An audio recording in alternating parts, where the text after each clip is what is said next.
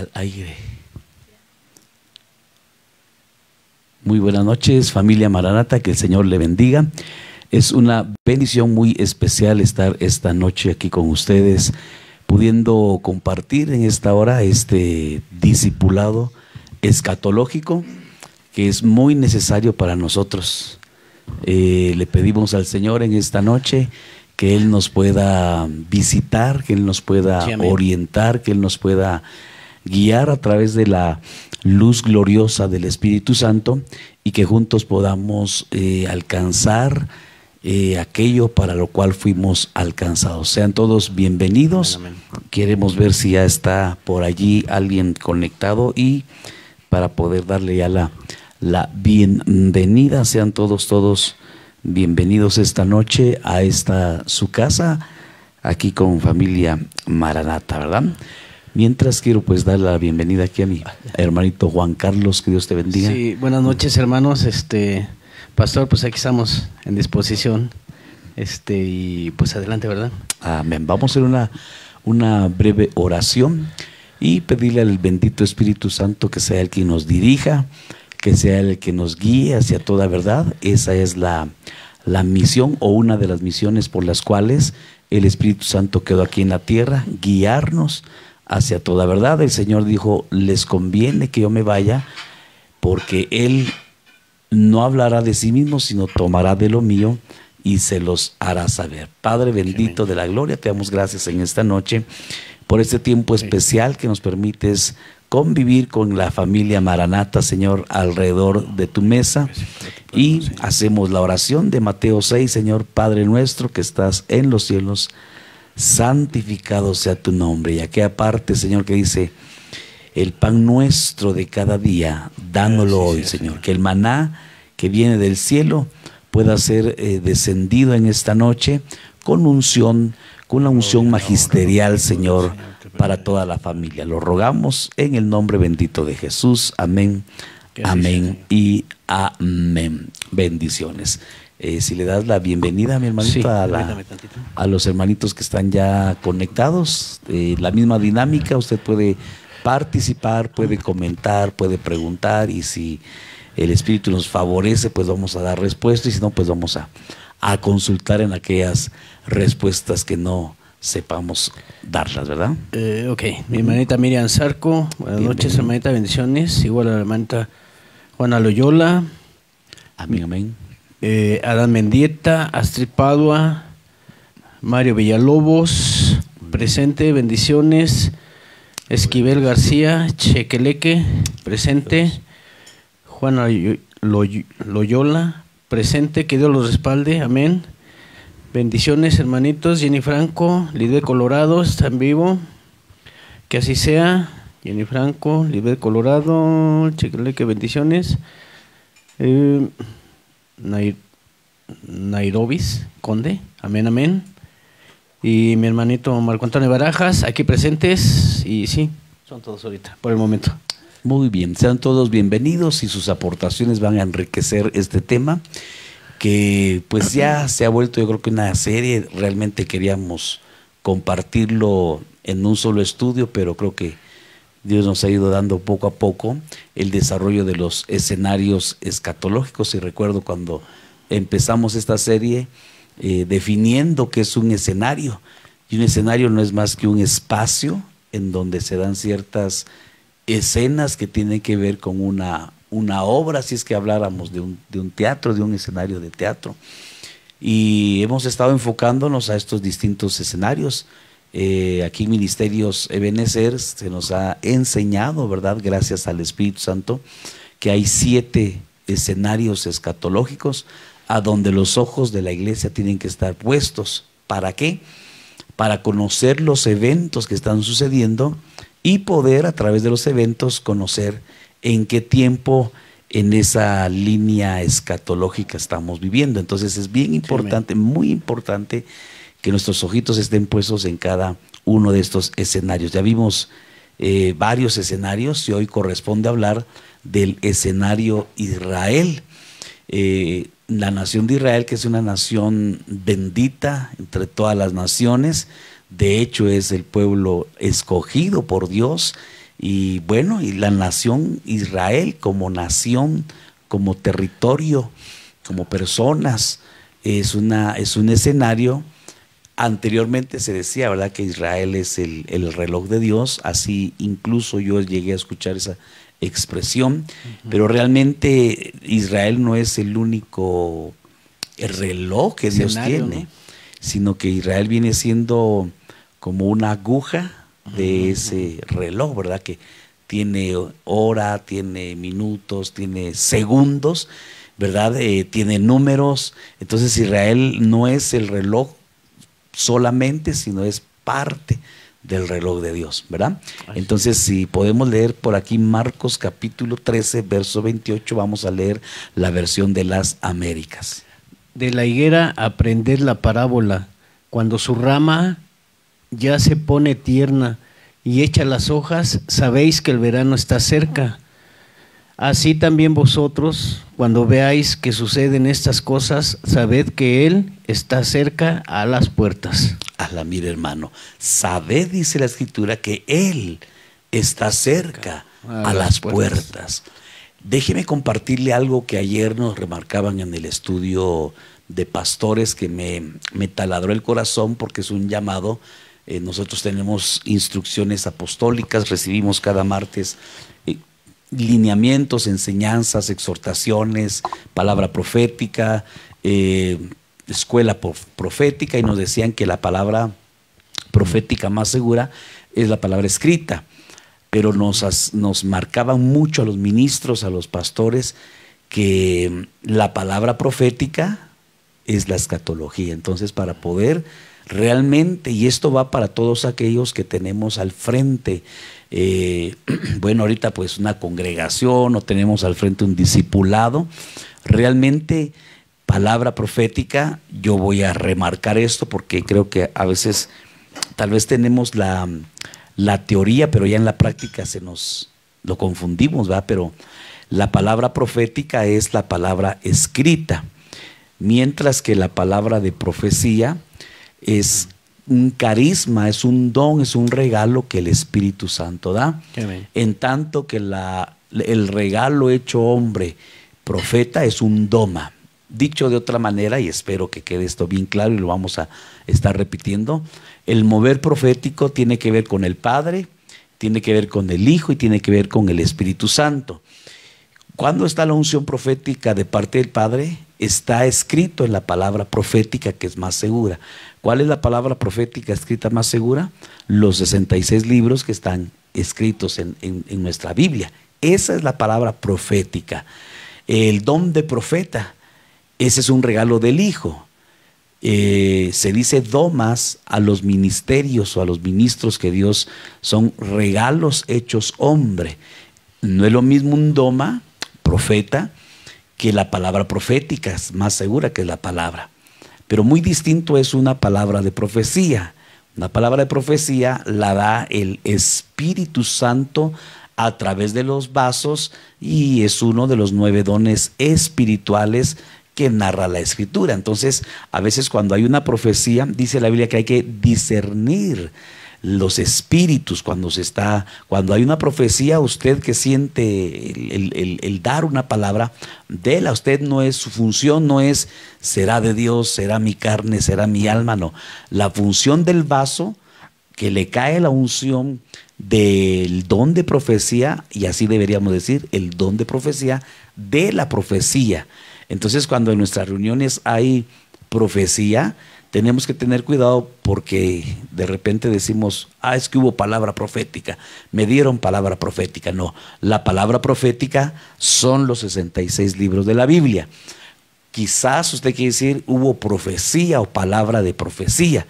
Esa palabra de profecía, esa sí hay que discernirla, porque puede estar involucrado el vaso, y puede estar hablando el vaso de sí mismo, puede estar el vaso contaminado, puede estar el vaso con prejuicios, y puede entonces el vaso dar una palabra de profecía. Esa sí hay que discernirla.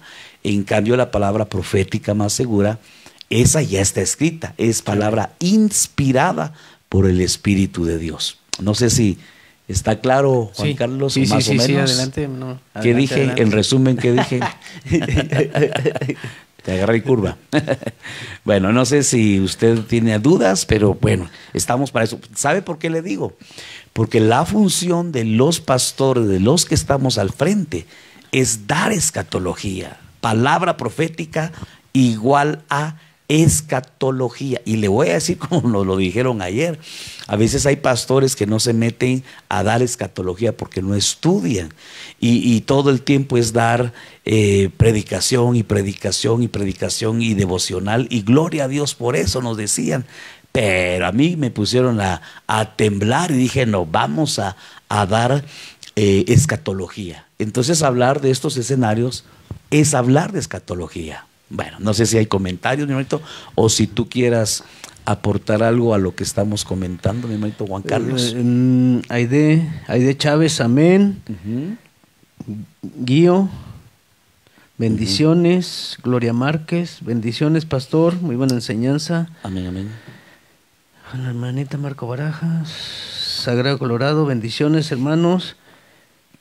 Y nada más. Muy bien. Sí. Entonces, me interesa, ¿verdad?, de que esté claro este concepto, ¿verdad? Porque a veces confundimos, ¿verdad?, palabra profética, que es del Padre, con palabra de profecía, que da el Espíritu Santo, ¿verdad? No sé si te queda claro. Sigamos adelante. Sigamos adelante. Sigamos bueno. adelante. Sí. Porque esta palabra que estamos leyendo, esta es palabra profética. ¿Y qué dice la palabra profética? De la higuera aprended la parábola.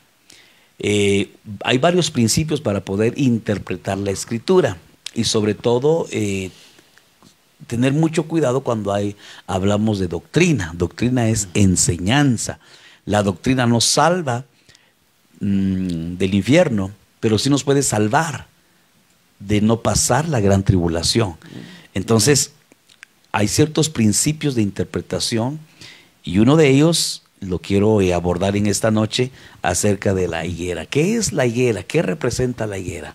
Figura de qué es la higuera, porque aquí dice de la higuera aprender la parábola, es decir que cuando se habla de la higuera en parábola tiene algunos significados. Pregunta a mis amados hermanitos que están ahorita en sintonía, ¿qué es la figura de qué es la higuera? Y yo te pregunto a ti, ¿verdad? De Israel. Muy bien, de Israel, ¿de Sí. qué más? Porque a veces nos quedamos, ese es el asunto, ¿verdad? Sí. Que a veces nos quedamos nada más con un solo ángulo. Y la Biblia dice que tiene hasta, 7 no significa que literalmente sean 7. Pueden ser más de 7, pueden ser menos de 7. El 7 es un número que habla de plenitud. Quiere decir que la palabra, cuando decimos que tiene 7 ángulos de interpretación, estamos diciendo que cuando alcanzamos la plenitud de la interpretación, es cuando nosotros recibimos revelación. Puede ser un solo ángulo y en ese ángulo tener la interpretación. La palabra es como plata 7 veces refinada, es decir que hasta que la plata quede completamente sin escoria, ahí está la plenitud de la purificación de la plata. En figura de la palabra, no es que solamente o necesariamente tengan que tener 7 interpretaciones un solo versículo. Pero volviendo a la higuera, ¿en qué momento aparece la higuera en la Biblia? Y a mí viene a la mente cuando Adán pecó. Cuando Adán falló y desobedeció al mandamiento de Dios, ¿qué hace? Sale, número 1, sale del huerto. Número 2, al oír a Jehová, se esconde y él solito se hizo delantales de hojas de higuera. Entonces, figura de qué es la higuera.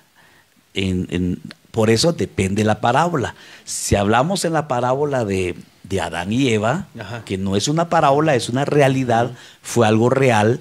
En ese pasaje pregunto, ¿qué representará la higuera? Pues ¿no? Se cubrió su desnudez.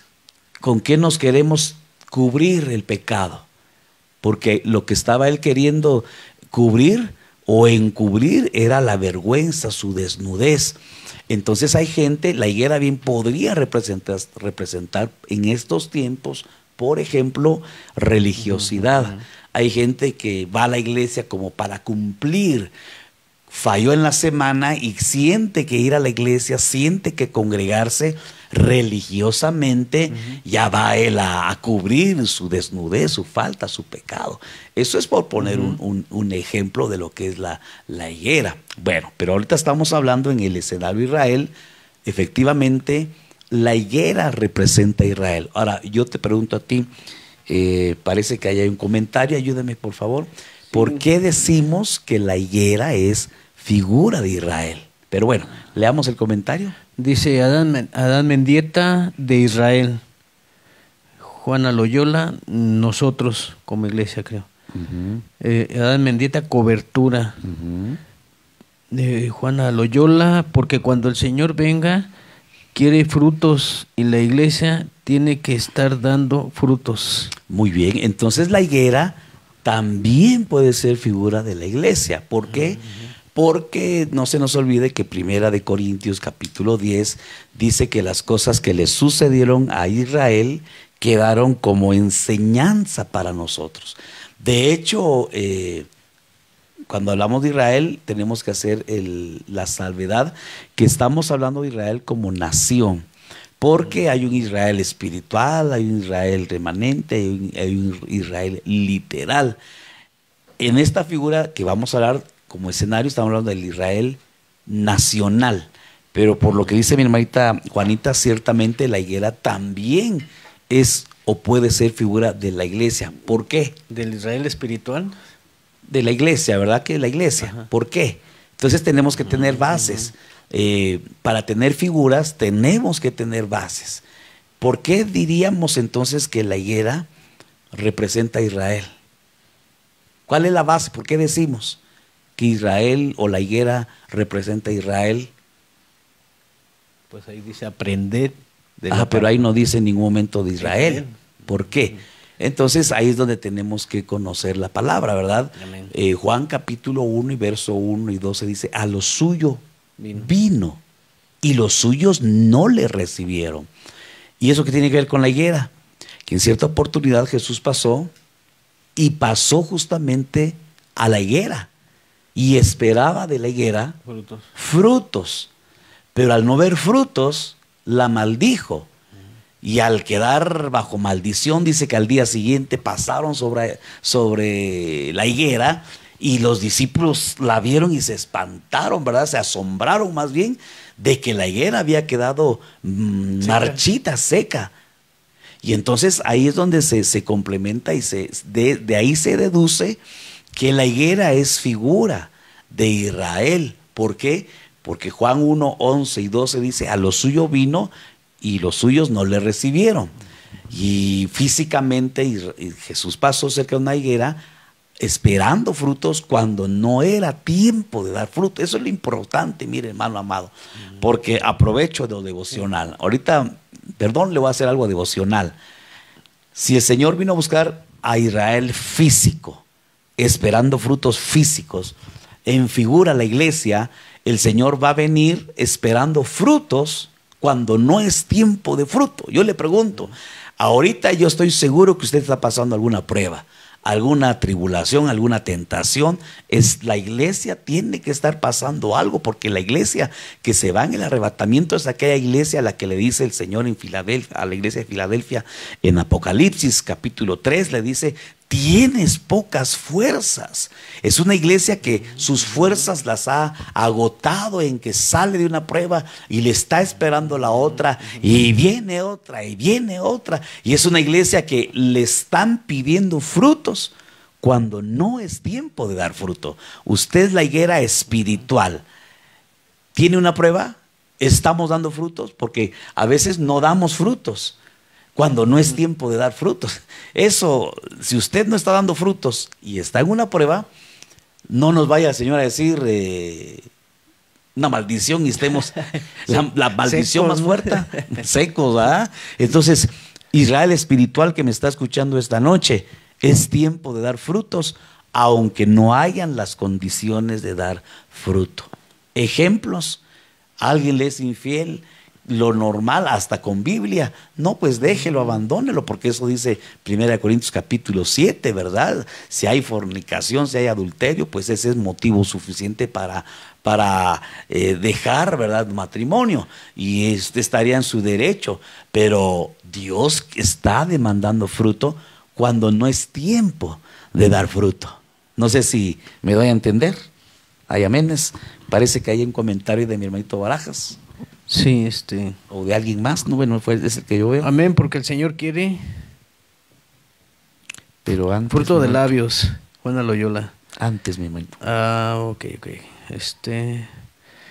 Mi hermano Marco, la iglesia está insertada en la higuera como ramas silvestres. Muy bien, insertada, ¿verdad? Al olivo. Acordémonos que es el olivo, ¿verdad? Pero muy bien, y en figura, como le repito, también Dios nos está pidiendo fruto, como le pidió a la higuera natural, entre comillas. La higuera espiritual viene siendo la iglesia, Sí, ¿verdad? pone aquí la cita, Romanos 11:17, somos injertados en el olivo natural. Amén. El olivo al final El olivo, es Cristo, el olivo es Cristo. Pero bueno, de la higuera aprended. Entonces, si la higuera decimos que es la Israel, entonces de Israel aprended. Es decir, que tenemos que aprender. ¿Qué es aprender? Quiere decir que nos están enseñando, alguien nos está enseñando. Entonces, como que la nación de Israel entonces podría ser un escenario, es como un maestro de quien tenemos que aprender. ¿Sí? Aprender para cuando su rama ya se pone tierna y echa hojas, sabed que el verano está cerca. Entonces tenemos que ver a Israel, cómo están sus hojas. Si dice que se van a poner tiernas, es porque no estaban tiernas y se van a poner tiernas. Luego dice, sabed que el verano está cerca. Verso 29, así también vosotros, cuando veáis que suceden estas cosas, sabed que Él está cerca a las puertas. Entonces vamos a girar nuestros ojos esta noche para poder ver este escenario, y vamos, así como estamos viendo nuestros ojos al escenario cosmos, hemos visto nuestros ojos el escenario mundo, el escenario iglesia. Ahorita enfoquémonos a la nación de Israel, y cuando hablamos de Israel, insisto, nos vamos a referir al Israel natural. ¿Qué es el Israel natural? La nación de Israel. Y yo me di a la tarea, porque realmente cuando uno investiga acerca de Israel, y le puse por aquí un mapita, a ver si yo creo que nos va a oscurecer aquí la situación, pero realmente cuando usted vea los datos, nos vamos a dar cuenta que físicamente el territorio de Israel es bien chiquitito. Mire, número uno, tiene 9 millones de habitantes. Pregunto, ¿cuántos millones de habitantes tendrá la ciudad donde vivimos? ¿Alguien sabrá el dato? ¿Vivimos en la Ciudad de México o en el área metropolitana? ¿Alguien sabe cuántos millones de habitantes estamos aquí en esta ciudad? Cerca de 30 millones. Bueno, solo para que veamos, yo vengo de Guatemala. Guatemala tiene ya más de 14 millones. Tiene menos habitantes que Guatemala. Pero veamos, su extensión geográfica son 22.070 kilómetros cuadrados. No sé si esto nos represente algo, pero ahorita vamos a hacer una comparación para que más o menos veamos a qué estado de la República Mexicana pertenece. Es más, le voy a preguntar, ¿cuántos kilómetros cuadrados tiene México? La República Mexicana. La República Mexicana, ¿cuántos kilómetros cuadrados tiene? Bueno, se lo dejo de tarea. De todas maneras se lo voy a contestar ahorita que terminemos. Dato importante. La ONU en 1947 declaró o aprobó la partición de Palestina. Te pregunto, mi hermanito, ¿qué es Palestina? Cuando, ¿verdad? Porque vamos a ir bien despacito, porque yo sé que los que están escuchando, que son nuestros hermanos amados, ¿verdad? Necesitamos explicar la verdad, pues bien despacito todo eso. Que cuando decimos Palestina, ¿qué entendemos por Palestina? Me pregunto, ¿verdad? Porque a veces hablamos o escuchamos Palestina, que allá en Palestina, ¿verdad? Y uno dice, pero ¿y eso qué es, verdad? ¿Qué es Palestina? Porque aquí está diciendo la partición de Palestina. No sé si tú entiendes algo por parte. Que está dividido. Ajá, pero ¿qué es Palestina? Entonces, Palestina es un territorio que siempre se estuvo peleando. Mire, si usted se pone a investigar ahí por YouTube, se va a dar cuenta que ¿a cuántas ciudades les ha pertenecido Jerusalén? Ha estado bajo el imperio babilónico, bajo el imperio de los otomanos, bajo el imperio de los medopersas, bajo el imperio romano, estuvo bajo el imperio, bueno, no el imperio, sino la nación de Israel, y antes de eso Mesopotamia. Mire, hermano, realmente la ciudad, el pueblo de Israel, la nación, el territorio, que antes, esto es Canaán, Israel prácticamente es Canaán. Entonces el territorio palestino, cuando se dice territorio palestino, no está hablando solamente del territorio de Israel. Palestina lo compone Israel y lo componen los países árabes que están circunvecinos. Entonces, antes de 1947, el territorio palestino, dentro del territorio palestino, estaba el territorio que por herencia le correspondía a Israel. Entonces, por ahí de 1947, Israel no existía como una nación. Usted tiene que saber que antes de este tiempo hubo diáspora. ¿Qué es eso de diáspora? Bueno, la diáspora es cuando los israelitas fueron expulsados de su territorio. Allá por el año más de 1700, el año 700, 800 antes de Cristo, cuando llegó Nabucodonosor, fueron exiliados y entonces los judíos empezaron a ser dispersados. Y entonces, cuando usted escuche que se menciona el término la diáspora, significa que Israel salió de su territorio expulsado. Por ejemplo, en tiempos de Nabucodonosor, cuando él fue a conquistar y a quemar Jerusalén, y a pasarla por fuego, entonces vemos que los israelitas, uno de ellos fue Daniel, que fue exiliado a Babilonia. Así él, Sadrach, Mesach y Abednego, así miles de judíos fueron dispersados por todo el mundo de aquel entonces. A eso se le conoce como diáspora. Entonces Israel desde entonces había estado disperso por todas las partes del mundo. Y en 1947 entonces las Naciones Unidas determina la partición de Palestina. ¿Qué es la partición de Palestina? Que ese territorio que estaba compuesto por Canaán antes de Israel, ¿verdad?, conquistarlo, o dicho de otra manera, Palestina lo compone Israel y lo componen todas las naciones árabes. Entonces determina las Naciones Unidas que va a haber una partición de Palestina, es decir, le iban a dar su territorio que le correspondía a Israel, y los demás países árabes no lo aceptaron. Y entonces en ese mismo año, pues obviamente, el 14 de mayo de 1948, entonces ya Israel, en el 47 las Naciones Unidas dictamina que se va a hacer la repartición de Palestina, por así decirlo. Y este territorio te va a corresponder a ti, Israel. Ese va a ser tu territorio. Que cabe mencionar que no es el territorio que corresponde a las 12 tribus. No sé si me explico. No le dieron el territorio completo, sino le dieron parte del territorio completo que correspondía a las 12 tribus. No sé si se entiende eso. Bueno, entonces en 1948, el 14 de mayo, Israel es considerado ya como una nación, como un estado.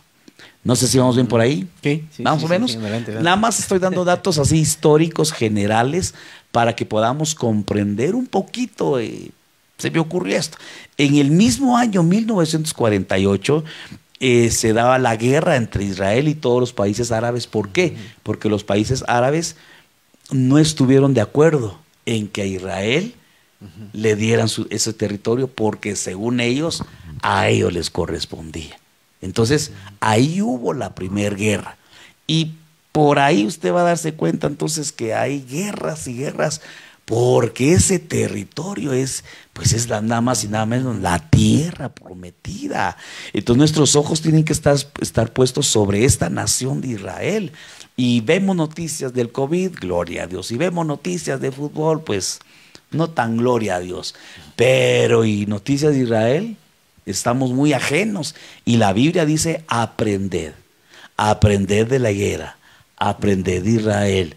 Nuestros ojos tienen que estar puestos en la nación de Israel y de los acontecimientos que están sucediendo dentro y en torno del territorio israelita. Otro dato bien importante, dice que Israel está en el puesto número 43, según el Fondo Monetario Internacional, en cuanto al Producto Interno Bruto. ¿Qué significa eso? Que es uno de los países, pues, imagínense, en el puesto 43 en cuanto a al ingreso per cápita, ¿verdad? Al ingreso que se recibe por habitante. Es un país rico. Miren nada más en qué posición está. Y muy pequeño. Y a pesar de ser muy pequeño, exactamente. Número 7, es un país altamente situado en el Oriente Medio, por 3 situaciones. Por el desarrollo humano. Oiga, Israel, cuando lo evalúan a nivel desarrollo humano, en cuanto a libertad de expresión y en cuanto a la competitividad económica, es un país sumamente muy bien posicionado en el Medio Oriente. Entonces realmente, cuando uno ve, dice, bueno, ya le dije 9 millones. Aquí hay municipios que ya tienen hasta 2 millones, un solo municipio de aquí, de la ciudad del Estado de México. Mire, cuando yo vine en esa ya tenía 1 millón. ¿Cuántos tendrán ya? Sí. Tlalnepantla, Ecatepec, ¿verdad? Ecatepec, son de los municipios más poblados. Imagínense, 9 nesas. Sería unas 4 o 5 nesas, ciudades nesas. Ese es todo el habitante de Israel, 9 millones. Realmente es algo bien pequeño. Mira, aquí yo creo que no le va a alcanzar a usted la vista, pero le paso a contar que aquí está la República Mexicana. Aquí están sus 32 entidades federativas y están en orden de dimensión geográfica. Por si no lo sabía, Chihuahua es el estado más grande, óigalo bien, con 247,000, casi 248,000 kilómetros cuadrados. ¿Cuántos dijimos que tenía Israel? 22,000. Y solo Chihuahua tiene 248,000. Es 10 veces más grande. Solo un estado de México es 10 veces más grande que se acerca el estado de México, que Israel. Fíjese. Y así mire, si cuando usted llega al estado número 25, la posición 25, le corresponde al Estado de México, que tiene 120, ¿cuántos municipios, Celo? ¿120 qué? ¿4, 25? 125. Tiene 125 municipios el Estado de México. Y junto con la ciudad, es parte de la área conurbada, tiene más de 30 millones de habitantes. El Estado de México tiene 21,355 kilómetros cuadrados. Israel es como el Estado de México. Solo el Estado. Imagínense, hermano, que el Estado de México no es el más grande, geográficamente hablando. No sé qué tú piensas de esto. Entonces, es como para que usted y yo dimensionemos qué tendrá Israel. Un país sumamente pequeño. Mi país tiene 104,000 kilómetros cuadrados. Aquí estamos hablando de 22,000 kilómetros. El espacio realmente es muy pequeño. No sé qué tú piensas cuando vemos estos datos así estadísticos, fríos. Bueno, eso es lo que es actualmente, ¿verdad? Ajá. Pero anteriormente era una nación un poco más extensa, cuando estaban las 12 tribus. Y siendo tan pequeña, también aparte de la potencia que es, también es una potencia en milicia y una potencia también en ciencia y tecnología, Ujú, sí. siendo tan pequeño, ¿verdad? Pues fíjese que yo hablando un poco de eso de guerra, a veces creemos que tiene el mejor armamento. Y ahorita vamos a algunos datos, bueno, que impresiona. Pero bueno, termino. 1 millón. Su México lindo y querido tiene casi 2 millones de kilómetros cuadrados. 1.965.375 kilómetros cuadrados. México es inmenso comparado con Israel. Sin embargo, aprender de Israel. No, no, la Biblia no dice aprender de México, aprender de Guatemala, aprender de Cuba, aprender de Estados Unidos. No, no, no. Dice aprender de la higuera. La higuera representa a la nación de Israel. Amén. Amén. Bueno, Sí. no sé si hay comentarios. Hazme favor que nos... La hermana Juanita Loyola dice, sí, amén, porque el Señor nos compara como árboles que sus hojas no se secan. Marco Antonio Barajas, dando a entender que todo Ecatepec es el área de Israel, pero sí es todo el todo el estado. todo el Quiero ver estado. qué es lo que dice para Sí. que la República tiene aproximadamente. Bueno, aquí ya lo dimos, ¿verdad? Juanita Loyola, Ujú. Salmo 1:3, serán tan fuertes como un árbol plantado junto a corrientes de agua fresca que da su fruto en el momento adecuado y al que nunca se le caen las hojas, le irá bien en todo lo que haga. Muy bien, lo que está mi hermanita yo creo que comentando, ¿verdad? Es que nosotros tenemos que ser como árboles plantados junto a las corrientes de agua para que nuestras hojas siempre estén verdes. Amén, amén. Mire, perdón, pero yo creo que por ahí el Espíritu nos quiere llevar ahorita. Yo sé que estamos pasando quizás algunas personas, y no hablo solamente localmente de acá de la familia Maranata. Yo sé que algunos están pasando enfermedades. Hoy platico con mi familia, bueno, una videollamada y realmente viendo cuadros ahí bien complicados. Todos estamos pasando por situaciones, quizás pruebas adversas. La iglesia que se va en el arrebatamiento, déjeme le cuento, dice el Cantar de los Cantares, no estoy seguro si es en el capítulo número 6, pero cuando habla de la iglesia que se va en el arrebatamiento, es una iglesia que tiene que alcanzar digámoslo así, una cuarta dimensión en cuanto a la luz, porque dice que es como el alba. La luz del alba es la luz del atrio. Luego dice que su luz es como la de la luna, imponente como la de la luna. Esa es la luz del lugar santo. Número 3, es refulgente como el sol, resplandeciente como el sol. Esa es la luz del lugar santísimo. Sí, amén. Pero después dice que es como ejércitos. La iglesia que se va en el arrebatamiento, es la iglesia que alcanzó el nivel de ejército, y un ejército lo componen soldados, lo compone la milicia.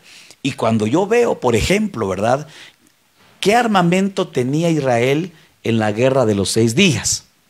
Y estos datos son los que a mí me impresionan, porque a veces creemos, como tú mencionabas ahorita, tiene un armamento sofisticado. Bueno, tal vez lo tiene ahorita, pero cuando fue la guerra de los 6 días, el armamento que tenía era inferior que el armamento que tenía Siria, Jordania y Egipto, que eran las 3 naciones contra las que se enfrentó. Esas 3 naciones eran más de 120 o 130 millones. Israel era una nación bien pequeña en cantidad de personas. Entonces vemos que Dios quiere fruto. Hablo esto porque Israel, si algo tiene, estaba viendo un documental que dice que realmente muchos creen, ¿verdad?, que Israel precisamente tiene buena tecnología, buen armamento, buen esto y bueno lo otro, pero realmente cuando lo ven yo no soy especialista en milicia, pero cuando lo estudian especialistas en milicia, dicen realmente Israel, cuando le ha tocado pelear con naciones más grandes, como dice la Biblia, más grandes, y más poderosas. Sin embargo, yo estaba viendo ahí en la guerra del Yom Kippur que muchos tanques quedaron abandonados, no destruidos, y sacan imágenes de tanques abandonados del ejército sirio en la batalla de Yom Kippur en 1967, y fueron abandonados. ¿De qué habla eso? No fueron destruidos. Es decir, que desertaron. Lo más fácil en una guerra, cuando ya tú ves que te están acorralando y no encuentras salida, ¿qué es lo fácil? Me voy. Escapar. Exactamente, escapar, me voy. Y el Señor viene por una iglesia que no escapa. Me estoy adelantando a los datos, pero en la primera guerra el ejército israelita era de 120,000, la coalición era de 240,000. ¿Y cómo entiende uno que le ganaron 120,000 con menos armamento a un ejército mayor y con mejor armamento? Lo que dice mi hermanita en el Salmo 100, Salmo 1, si estamos en las fuentes y plantados, hermano. Por eso es que la iglesia que se va es una iglesia guerrera, es una iglesia vencedora, victoriosa, que una de las características, porque después explican, ese documental explican, y entonces ¿cuál es la estrategia? ¿Por qué Israel? Obviamente esto no es bajo el punto de vista bíblico, es bajo el punto de vista los estudiosos, ¿verdad? ¿Qué tiene Israel que lo hace ser un ejército victorioso en condiciones totalmente contrarias? Porque no es que Estados Unidos le apoye, porque alguien podría decir, es que Estados Unidos le apoya y tiene infraestructura y tiene estrategia. Pues cuando le ha tocado pelear, por ejemplo, con Arabia, Arabia tiene mejor, es más, Estados Unidos también le vende armas a Arabia. Entonces dicen, no es la coalición, no es que lo apoye Estados Unidos, no es la economía, no es el armamento, no es la cantidad. ¿Qué es? Ellos le van a decir un montón de cosas que, bueno, yo las anoté todavía por aquí, ¿verdad? Pero bueno, ya me estoy yendo bien feo, 40 minutos, santo Dios. Pero bueno, sale por este comentario que hice mi hermanita Juanita. Realmente, hermano, tenemos que ser una higuera que dé frutos cuando no es tiempo de dar frutos. Amén. Porque si no, va a caer una maldición y el Señor se va a ir y no nos vamos a dar cuenta. Perdón, te interrumpí con los comentarios. Sí, en la hermeta Cassandra dice, Palestina es un territorio que quiere independizarse de Israel. Es decir, reclaman que se nombre como nación. Ajá. A Palestina. Muy bien. ¿Hasta aquí? Ahí estamos, sí. Muy bien. Ok, entonces sigamos. Cuando hablemos o pensemos en Israel, porque es algo bien impactante, ¿verdad? Hablar de Israel. ¿Dónde comenzó Israel? Realmente, ¿en dónde esta nación se formó? ¿Por qué Dios estableció esta nación? ¿La escogió Dios siendo una nación o la formó desde la nada? Y obviamente pues tenemos que ir a la escritura, ¿verdad? No sé si querías comentar algo, ¿no? Pues inicia desde Abraham, ¿no? Los lomos de Abraham. Empiezan los lomos de Abraham, pero ¿por qué Dios pretendió hacerse una nación? ¿Cuál fue como ha estado explicando el apóstol últimamente, ¿verdad? Cuando conocemos las motivaciones, hablando hace 8 días del tema de matrimonios, él decía, ¿cuál fue la motivación del casamiento, de una boda? Y cuando vemos la motivación, eso va a determinar el destino, ¿verdad? ¿Qué nos motivó? ¿Qué motivaría el corazón de Dios? Formar una nación. Entonces mi mente va al origen, al inicio de cuando Dios estableció aquí en la tierra su huerto y puso al hombre. ¿Para qué lo puso? Para que enseñoreara. Cuidar, ¿verdad? Y labrara, ¿no? Cuidar, labrar, multiplicarse y todo eso, pero realmente para que él enseñoreara sobre peces, él enseñoreara sobre los animales, sobre el reino animal, vegetal, mineral. Realmente el Señor hizo al hombre para que él fuera un señor, un Baal. Se oye feo, un Baal, un señor. Dios hizo al hombre porque Dios quiere gobernar. Y entonces se estableció a Adán, pero conocemos la historia de Adán. Entonces saca al hombre del huerto, Bueno, más bien saca al huerto de la tierra, el hombre solito se sale y conocemos la historia y entonces Dios tiene un plan. Pues obviamente Dios siempre tiene siempre tiene sustitutos. Hemos enseñado, lo hemos visto que Dios siempre tiene gente, naciones, sustitutos, profetas. No somos los únicos, hay 7,000 más. Si a alguien se le ocurre hacerle su berrinche al Señor, Dios no se despeina, Dios no deja de ser Dios, Dios no se pone nervioso, Dios dice, hay 7,000 más por cada uno que está, cada Elías, por cada Elías hay 7,000. Ahora, seremos Elías, ¿verdad? Porque a veces decimos, hay 7,000, pero por cada Elías, no por cada Eliseo. Por cada Elías y hay 7,000. Bueno, entonces el Señor empezó a trabajar con los gentiles, por así decirlo, ¿verdad? Pero los gentiles, allá por Génesis capítulo 11, hacen una torre y entonces Dios los dispersa y ya, bueno, usted y yo conocemos muy bien la historia. Entonces, ¿por qué surge entonces la necesidad, si es que vale la palabra, de Dios hacer una nación? Pues a través de esa nación, gobernar. Darse a conocer, ¿no? También a las demás.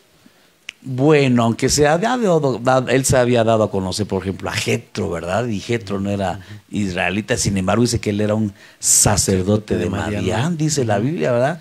Otro linaje distinto al levítico. Sacerdocio al final de parte de Dios. Entonces, Dios lo que quería y quiere es que a través de esta nación, Él gobernar y tenerla como cabeza de naciones. Entonces, Él no escogió a Israel porque ya existiera o porque fuera una nación grande. Él formó a Israel y, como tú bien dices, de los lomos de Abraham. Veamos qué dice Génesis capítulo 12, versos del 1 al 3. Dice, y el Señor dijo a Abraham, vete de tu tierra, de entre tus parientes y de la casa de tu padre, a la tierra que yo te mostraré. Haré de ti una nación grande y te bendeciré y engrandeceré tu nombre y serás bendición. Bendeciré a los que te bendigan y a los que te maldigan, maldeciré. Y en ti serán benditas todas las familias de la tierra. Alá, mi hermano, qué glorioso. En ti serán benditas todas las familias. Mire, Dios siempre interesado en familias. Pero bueno, desarmemos este versículo. El Señor le dijo a Abraham, ni siquiera a Abraham, sino a Abraham. Mire, es que Dios llama a las cosas que no son como si lo fueren. ¿Qué significa Abraham? Padre enaltecido. Y eso nos habla de altivez, nos habla de orgullo, de soberbia. Pero bueno, le dice, vete de tu tierra. Número 1, vete de tus parientes y vete de la casa de tu padre. El Señor está queriendo formar esta nación de un varón que realmente cuando uno estudia la escritura dice que él era de Ur, de los caldeos, ¿verdad? Y ¿qué era un caldeo? Era alguien que se dedicaba ¿verdad? Al consultar las estrellas. Era alguien como catemaco, como alguien del mercado de Sonora, pues, para que me diga. Y de ti, sí, pero primero le dice, vete de tu tierra. Como queriendo decir, bueno, ya me estoy volviendo muy devocional, ¿va? Pero mejor vamos literal. Deja tu tierra. Es decir, que él quería una nación que no fuera como las naciones de la tierra. Número 2, vete de entre tus parientes. Es decir, no iba a ser una nación con su genética. Porque ahí vemos que cuando Melquisedec, en el capítulo 14, se encuentra con Abraham, le cambia su genética, le estaba ministrando Santa Cena, pero era necesario que él saliera de entre sus parientes. Y número 3, de la casa de tu padre, obviamente de toda la parte cultural, familiar. ¿A dónde? A la tierra que yo te mostraré y haré de ti una nación grande y te bendeciré y engrandeceré tu nombre. Y usted sabe que el nombre de Abraham ha trascendido hasta el Nuevo Testamento y hasta hoy se nos conoce como hijos de Abraham porque él es el padre de la fe. Engrandeceré tu nombre. serás bendición, bendeciré a los que te bendigan, y al que te maldiga maldeciré, y en ti serán benditas todas las familias de la tierra. Aquí empieza la nación de Israel, ¿verdad? Aquí surge la nación de Israel. Como bien dices tú, de los lomos de Abraham, pero antes de los lomos, en la promesa que se le da a Abraham. Ya él es se le conoce como el padre de la fe, y aquí es donde dice, y le creyó a Abraham a Dios, y le fue contado por justicia, y por eso se le conoce como el padre de la fe, porque le creyó a Dios. Amén. ¿Verdad? ¿Algún comentario tuyo? No, adelante, adelante. Bueno, algunas características de esta nación. Esta nación, como tú bien comentabas, si algo tiene, y creo que aprender de Israel, algo con lo que yo me quedo esta tarde o noche es, dentro de las características de Israel, su ejército. Algo que tiene la nación de Israel como emblemático es su ejército. Y la iglesia que se va, le repito, tiene que ser como ejércitos, abanderados. Y en la guerra de los 6 días, aquí tengo nada más unos datos. Peleó Israel siendo una nación de 9 millones de habitantes con un ejército de 120,000 efectivos. Peleó contra 3 naciones, contra Egipto, contra Siria, contra Jordania, que juntas sumaban 130 millones. Imagínate, una nación de 9 millones versus 130 millones. Ok, un ejército de aproximadamente 120,000 efectivos versus 240,000 efectivos. El doble. ¿Quién tenía que ganar? Sí, por lógica, ¿verdad? Sí. Tenía que ganar, imagínese, y en 6 días, porque así se le llama la guerra de los 6 días, porque en 6 días hicieron que retrocediera este ejército.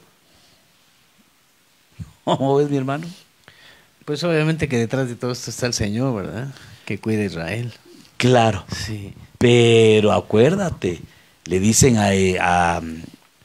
esto me hace recordar los 300 de Gedeón, porque se necesita siempre la sinergia, se necesita de un elemento humano, se necesita un Abraham que le crea a Dios, se necesita un Moisés que le crea a Dios, se necesita de un Josué que le dicen esfuérzate y sé valiente. Se necesitan de esos 300 de Gedeón para expulsar a los amalecitas, a los madianitas, perdón. O sea, siempre se necesita un elemento humano. No sé si me va a entender. Obviamente está la mano de Dios, pero también tiene que haber de parte del hombre, ¿verdad? De parte de nosotros también tiene que haber la disposición. No todo lo hace Dios, ¿verdad? Él da la victoria, pero ocupó a 120,000 del ejército de Israel que tenían características. Por eso le digo que algo de lo que tenemos que aprender de Israel es su ejército. Y es que yo creo que cuando también los israelitas se ven en tribulaciones o este tipo de eventos, también pues está la primicia, ¿verdad? Que dice, clama a mí y yo te responderé, ¿verdad? Entonces cuando más se encuentran en angustia es cuando más claman los, siento yo, el pueblo de Israel, y el Señor pues los oye, por supuesto. Como en Éxodo, ¿verdad? ¿Te acuerdas? Sí. Uno dice que mientras más los oprimían, más se multiplicaban los israelitas.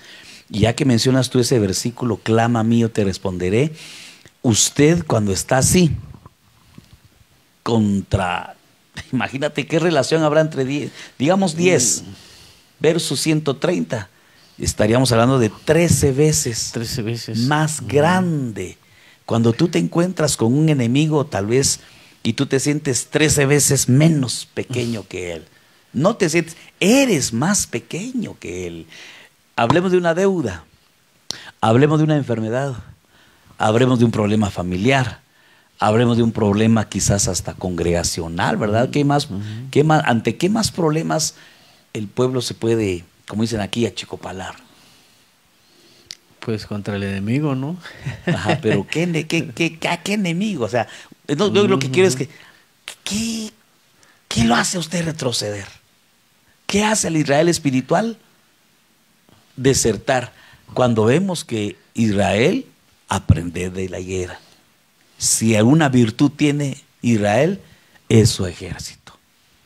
Entonces ellos no confiaban en su cantidad de elementos, ni en sus armas, porque las armas que tenían estos eran más sofisticadas, más ¿no? sofisticadas que estas, exactamente. Entonces no es con espada ni con ejército, amén, ¿no? amén. No es en nuestras virtudes, no es en nuestra capacidad, ¿verdad? Alguien puede decir, es que no voy a aguantar, es que no voy a poder, pero todo lo puedo en Cristo que me fortalece. Sí, amén, amén. Entonces aprendamos de este Israel. Perdón por lo que lo voy a decir, pero no se rajan.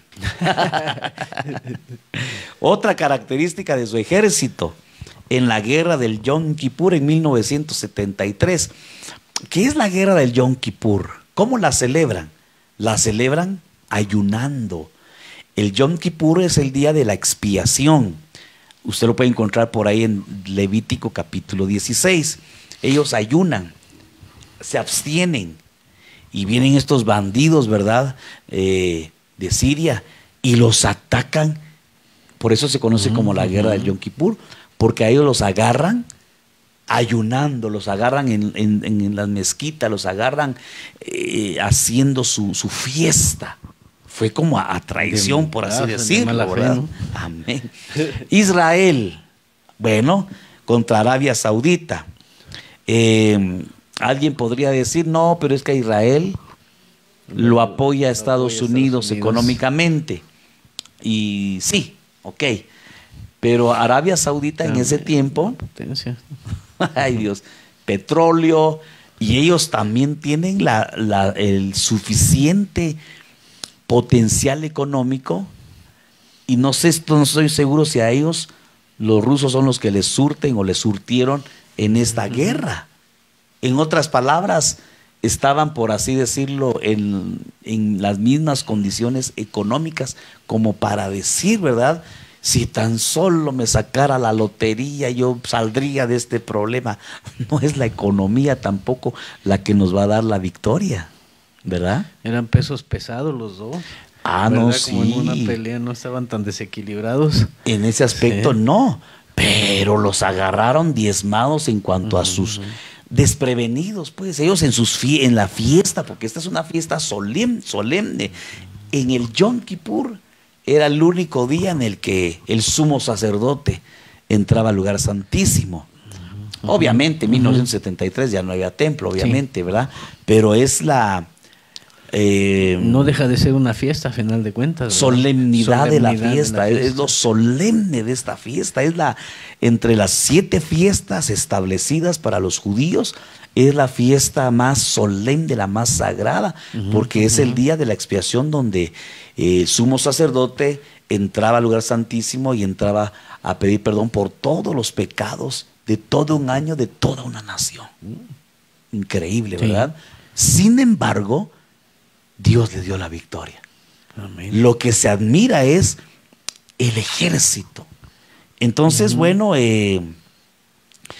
ni con el apoyo ni con tecnología son suficientes. Bueno, este comentario significa que ni porque ellos tuvieran la mejor tecnología o el mejor apoyo económico, no se basó, ¿verdad? Siempre estuvieron en desventaja, ¿verdad?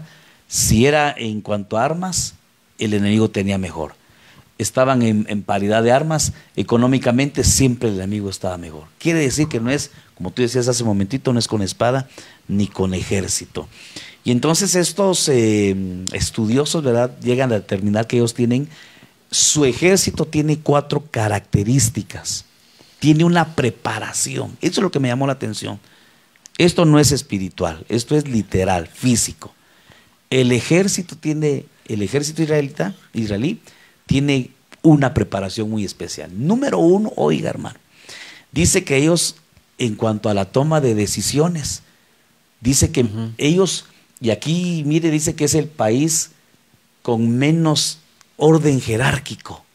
Mire, hermano, dice que es el país en el que hay menos distancia del poder. ¿Cómo así, hermano? Explíqueme. Se lo digo así rápido. Están en la guerra. No sé el orden jerárquico. ¿Quién será el máximo? ¿General? ¿Comandante? Sí, general. Sí. Y raso y no sé qué habrá aquí en medio, no lo sé. Pero bueno, están en la guerra y tienen que tomar una decisión. Todos los demás países tienen que consultar a su inmediato superior. Para aventar una bomba de poder, por decirlo, ¿no? ¿Verdad? Y dice que ahí es donde ellos ganan ventaja. Porque ellos tienen poder de decisión. Y no tienen que estar esperando una autorización. Ellos tienen la capacitación y el poder de decisión. Esto es incluso en empresas. Dice que no hay diferencia casi entre empresario, entre el jefe, el gerente y el empleado de más bajo nivel. Imagínate. En otras palabras, pues no hay tanta burocracia para no darle tanta vuelta al asunto. Sí. ¿Verdad? Entonces, esa es una de las virtudes de este ejército.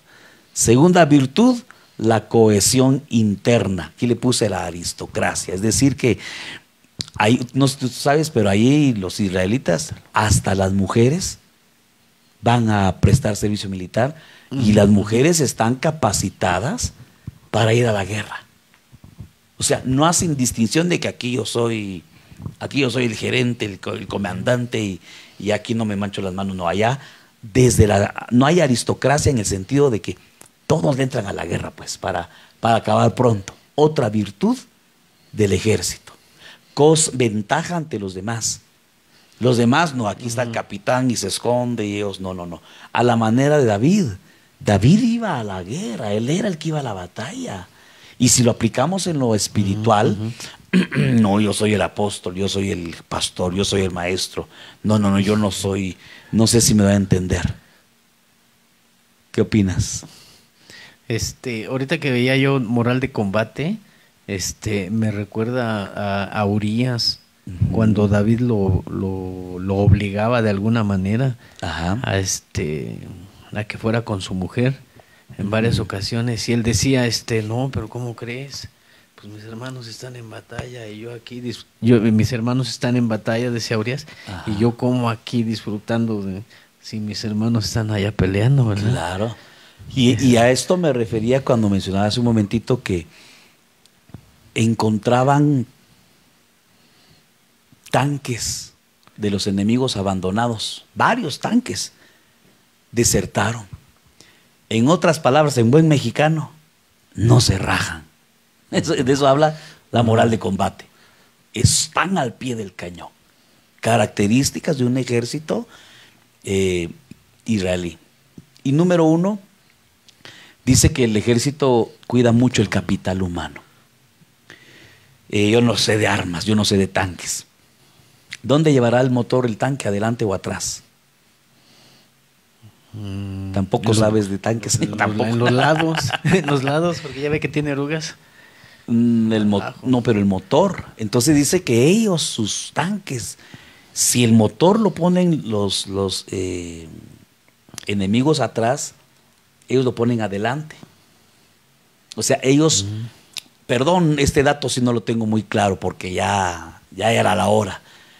Pero lo que me llama la atención es que supongamos que lo normal es que pongan el motor atrás y ¡fum! Le da un misilazo, ¿verdad? Y eso hace que, no sé, que el carro ya no, que el tanque ya no funcione. Ellos lo ponen enfrente para que aunque toque el motor, se salve el que va de la tripulación. Espiritualmente hablando, nuestro capital humano, obviamente, pues es la iglesia, es el hermano. Un ejército que se cuidan a ellos mismos. A veces nosotros, entre nosotros, nos lastimamos y dice la Biblia, una estrategia del diablo es dividir. Sí. Un reino dividido no prevalece. No subsiste. Entonces mire, esto es preparación del ejército israelí. Y eso es lo que hace la diferencia. No son las armas, no es la estrategia propiamente, no es el capital económico. Es el ejército el que hace la diferencia. Y estas son las 4 ventajas que ellos tienen ante los adversarios. Repito, esto es literal, esto no es espiritual, no es en figura, no me va a pedir versículos bíblicos de esto, porque esto no. Estos son datos de especialistas, ¿verdad? Yo creo que hay comentarios, mi hermanito. Amén. Yo siento que se ha aprendido con anterioridad de cómo el Señor los favorecía. Cassandra, sí, amén. Cassandra, sí, amén. Yo cuando estudiaba en la preparatoria me pidieron investigar sobre el armamento de Israel y decía que no se sabía qué tipo de armamento tenían en su poder, pero que su ejército era de los mejores del mundo. Amén. Pero insisto, es quizás ahorita, porque ahorita obviamente hay mucha tecnología, mucha ciencia, pero yo, de verdad, yo ignoro todo. Yo no sé de guerra, hermano. Pero sí mencionan que el C-50 versus el no sé qué, yo de eso no sé nada, pero vamos a investigar. Pero realmente lo que hacía la diferencia era el ejército. Pero bueno, sí. El hermano Marco, es interesante que Rusia siempre está inmiscuido apoyando a los enemigos de Israel con armas, tecnología y económicamente. Esto se cumple en la Biblia cuando habla de Gog y Magog, Ezequiel 38. Amén, gloria a Dios. Así es, hermanito. Y esa es otra de las... Es que hablar de Israel tendríamos que hablar de muchos ángulos, ¿verdad? Porque tiene que ver con religión, tiene que ver con guerra, tiene que ver con economía, tiene que ver con ese tercer templo, ¿verdad? Que déjame ver cuánto tiempo llevamos. Ya nos pasamos, santo Dios. Bueno, léeme Lucas 21:29. Dice, también les dijo una parábola: mirad la higuera y todos los árboles, cuando ya brotan, viéndolo, sabéis por vosotros mismos que el verano está ya cerca.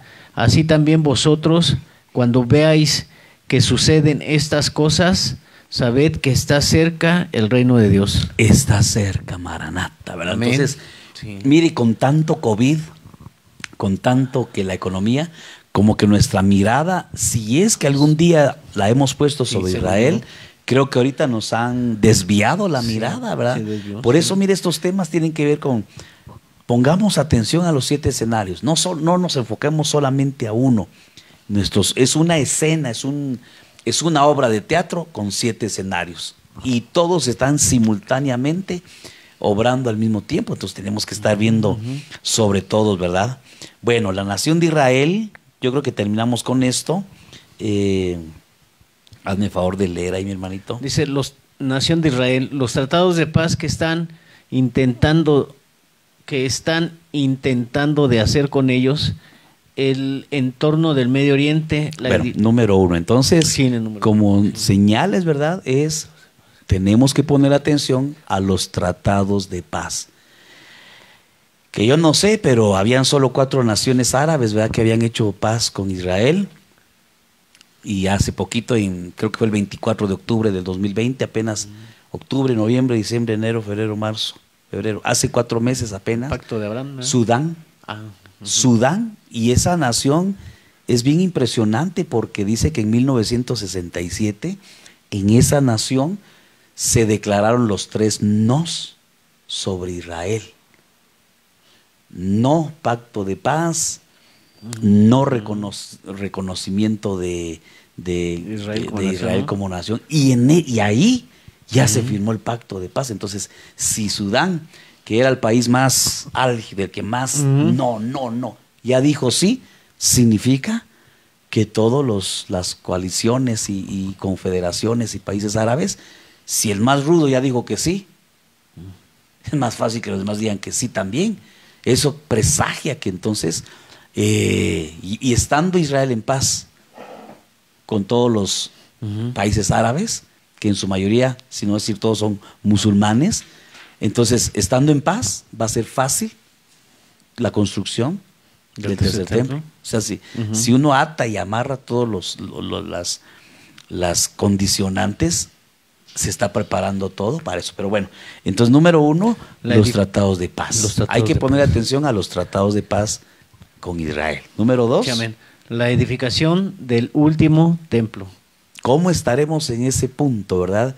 Pues no sé si usted sabía, pero hay un instituto del templo que se está dedicando a recaudar fondos desde ya hace años, no es algo nuevo, para la construcción, ¿verdad? Y se sabe extraoficialmente que ya tienen las vestimentas, que ya tienen todo prefabricado, hasta la vaquita roja, ¿va?, que es necesaria para el sacrificio, ya está por ahí, deambulando. Y bueno, tenemos que ver el escenario Israel y enfocarnos cómo está la construcción del tercer templo. Aquí nada más todos estamos enlistando, vamos a ver si Dios nos pone, porque estoy inquieto por compartir algo de eso que está amarrado a las 70 semanas la semana 70 de Daniel, con la desolación que habló Daniel en capítulo número 9, verso 27. Todo eso tiene que ver con este escenario. O sea, como que nada más se están dando como pinceladas de lo que incluye este escenario, ¿verdad? Tendríamos que enfocarnos a la construcción del tercer templo. ¿Cómo estamos de nuevo? Investigar y va a salir a luz que esto está más avanzado que lo que nos imaginamos, ¿verdad? ¿Qué otra? Dice, el terrorismo en Israel, Al-Qaeda, su armamento poderoso.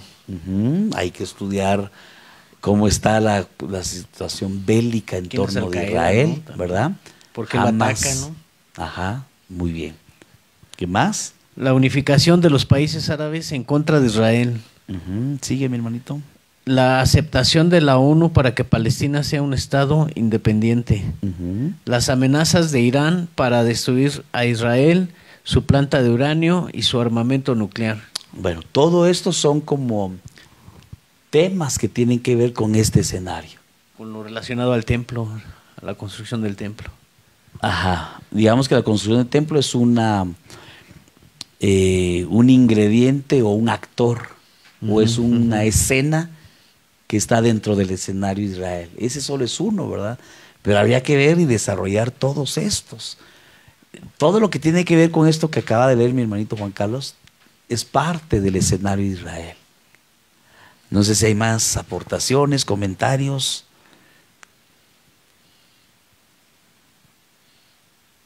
Víctor Hernández, amén, gloria a Dios. Nada más. Muy bien. Sí. Entonces lo vamos a dejar ahí para no alargar este asunto y poder aprovechar muy bien todo esto, ¿verdad? Pero déjeme leerle esto así rapidito. El acuerdo de paz entre los Emiratos Árabes Unidos e Israel, o lo que se conoce como acuerdos de Abraham, fue acordado por los Emiratos Árabes Unidos e Israel el 13 de agosto del 2020. Tras firmar el acuerdo, los Emiratos Árabes Unidos son el tercer país árabe después de Egipto en 1979 y Jordania en 1994 en firmar un acuerdo de paz con Israel, así como el país del Golfo Pérsico en hacerlo. Y por aquí, bueno, como esto es aquí, ese es el asunto, aquí lo actualizando, ¿verdad? Por aquí le tengo la información. Jordania, Egipto, Emiratos Árabes Unidos, Bahrein, que es otro país, y Sudán. En 1967 fue el país que después de la guerra de los 6 días dijo los 3 no. No a la paz con Israel, no al reconocimiento de Israel como Estado, como nación, y no a las negociaciones. Son los famosos 3 nos, que Sudán fue la sede en donde los países árabes, después de la guerra de los 6 días, en 1967, dijeron los 3 no. Con Israel, no paz, no reconocimiento de Israel como nación, como Estado, y no negociar. Y ya lo hicieron. Entonces, ¿qué significa eso? Que esto está más cerca que el día que cuando creemos. Amén. Amén. Y amén. No sé si quieras comentar algo, aportar algo.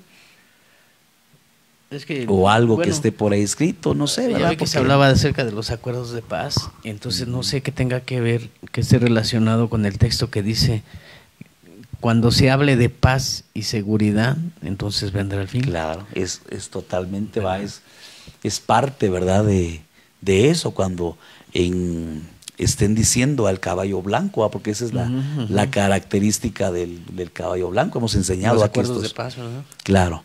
Hemos enseñado a que esos caballos ya están cabalgando, no han llegado a su clímax, no han llegado al cumplimiento literal 100%, pero ya se destaparon los 4 sellos, ya se destaparon algunas de las trompetas, ¿verdad?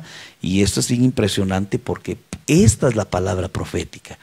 Yo sé que aquí se acaban a veces un poquito los amenes, ¿verdad? Y como que no son temas muy aplaudidos quizás, ¿verdad? Porque no estamos tan acostumbrados a esto, ¿verdad?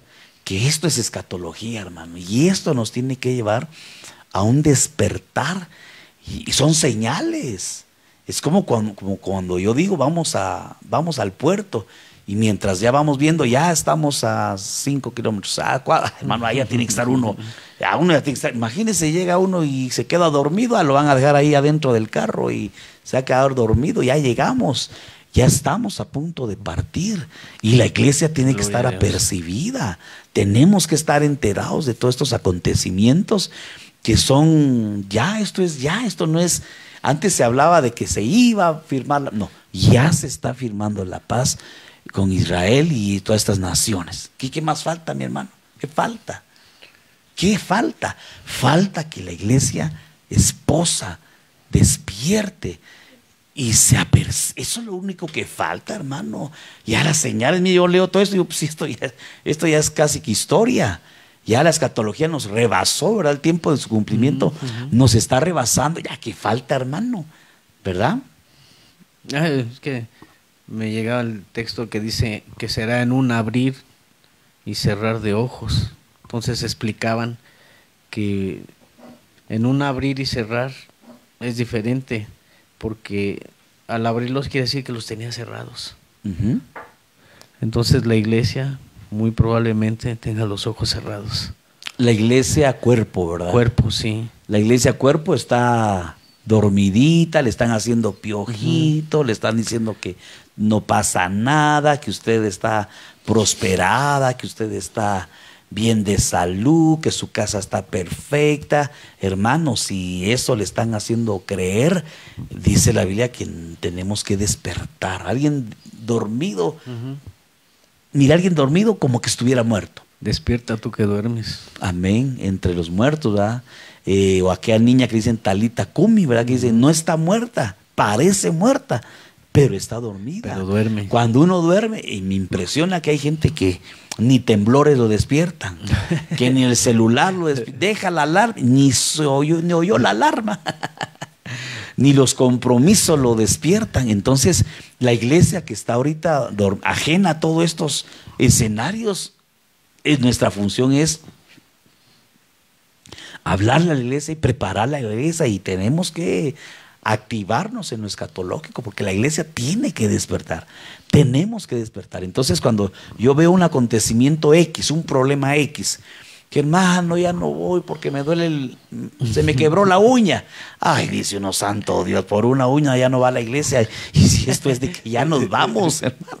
Ay, que el pelo no me quedó bien, hermanito. Entonces es tiempo de, cuando yo comparo una problemática, la que sea, con estos acontecimientos, no me queda más que decir, Maranata. Maranata. ¿Qué está pasando? Es Maranata, hermano.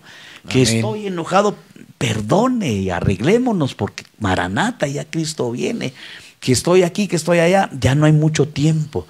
Dice la Biblia que en lo que dependa nosotros estemos en paz con todos. Amén. Y que sigamos la paz y la santidad, sin la cual nadie verá al Señor. Entonces, si usted siente algo contra alguien, hermano, hermanita, joven, señorita, niño, niña, o quien me esté escuchando, más vale que nos pongamos a cuentas, porque que perdonemos y que nos perdonen, y que salgamos de esa esclavitud, de esa cárcel que es el rencor, el resentimiento y tantas situaciones, hermano, que Maranata, Maranata. Yo ahora más que nunca entiendo ese saludo que se decía a la iglesia en el principio, Maranata. Maranata. Amén.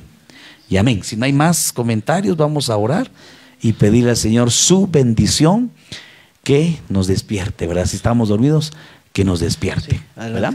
Sí. Bueno, Padre bendito de la gloria, te damos gracias en esta hermosa noche, Señor, porque nos has dado el grande privilegio, Señor, de poder ver un poquito, Señor, lo que está sucediendo con esa nación santa, con esa nación bendita entre todas las naciones, Señor, que tú has establecido que todo el que bendiga a Israel va a ser bendito y todo el que maldiga a Israel va a ser maldito, Señor. Y hemos visto testimonios de gente que ha maldecido desde sus entrañas y desde ahí han encontrado su muerte porque han maldecido a la nación. Nosotros, a la nación que tú has escogido, nosotros como iglesia bendecimos a la nación de Israel. Amén, amén. Bendecimos a este pueblo, Señor. Lo bendecimos porque sabemos, Señor, que es un pueblo escogido y es parte, tiene parte dentro de tu escatología, dentro de tus planes divinos. Israel, Señor, es la niña de tus ojos y es ese olivo en el cual nosotros hemos sido injertados, Señor, y los bendecimos en el nombre de Jesús, Padre. Yo los bendigo, pero también bendigo la congregación que nos has encomendado, Señor, y oro que a través de estas enseñanzas llegue un despertar a familia Maranata, Señor, que los que no dominamos o no estamos familiarizados con estos temas, no los conozcamos de letra, sino abramos nuestros ojos a la realidad y veamos, Señor, que esto se está cumpliendo y tu palabra es real y es veraz. Y entonces, si se está cumpliendo, Señor, alarmar nuestro espíritu, alarmar nuestra alma, y aún nuestros miembros tienen que estar apercibidos y alarmados y esclavos por amor a la santidad, Señor. Padre, por favor, trae este espíritu de revelación a tu familia Maranata en el nombre poderoso y bendito de Jesús. Amén, Señor. Amén y amén. Que el Señor les bendiga. En un ratito vamos a estar en comunicación en la oración. Empieza a las 10 en punto de la noche. Por favor, sus peticiones. Y el día de mañana, la oración a las 8 de la mañana. Y a pelear, hermano, a pelear. Si tiene algo, mi hermano, mejor pongamos a cuentas ahorita. A lo mejor ni vamos a llegar a la oración de las 10, ¿verdad? Entonces mejor apercibámonos, ¿verdad? Pero si a Dios le complace que estemos mañana, pues nos vemos en el ensayo, los distintos de ensayos, y nos vemos en el culto familiar. Que Dios le bendiga, bendiciones, y que la paz del Señor esté en su hogar.